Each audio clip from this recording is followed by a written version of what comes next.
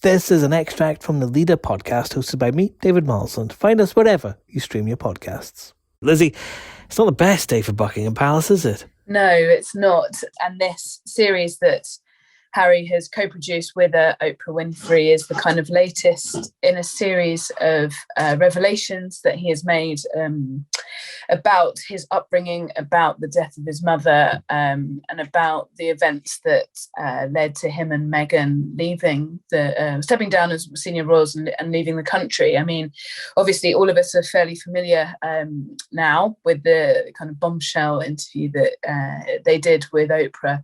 That was back in March, but this is another even more personal look on the behalf of Harry. It's very much his project into the issues that he faced and his feelings around how his and Meghan's requests for help were kind of allegedly gone on deaf ears. So yes, it's an interesting series of 5 episodes that look into various things about Harry's mental health journey, and it's quite illuminating in many ways. Yeah, so he's accused the royal family of total neglect when it came to supporting him after his mother's death. And he appears to be suggesting that he had some issues with drink and drugs as well.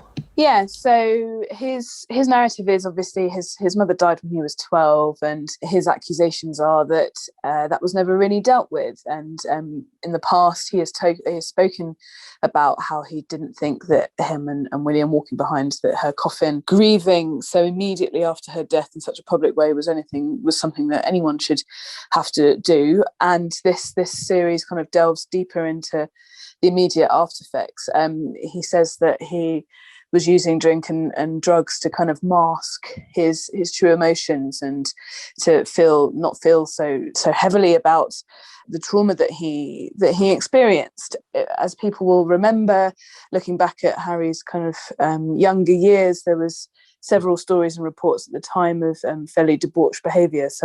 But this is one of the first times we've heard him talking about that and about the fact that it was very much a thing that he relied on in order to kind of get through some darker times. He says he'll never be bullied into silence, so he's clearly not going to stop talking, is he? He appears to think that talking about this is how things are going to get better for him.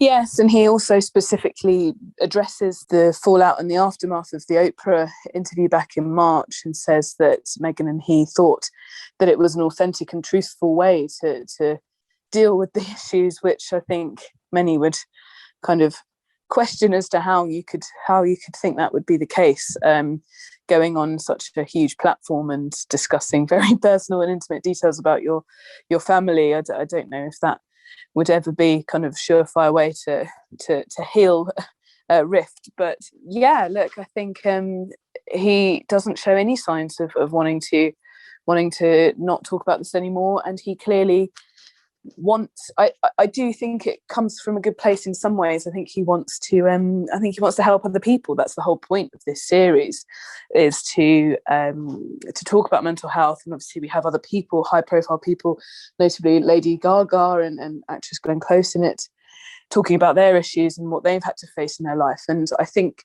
on the whole, the series will help other people think about mental health, which is, that's Harry's narrative, that's why he does. He wants to talk about it, because he knows that a man in the position of power that he is can help others who are feeling vulnerable and feeling like they've got no way out.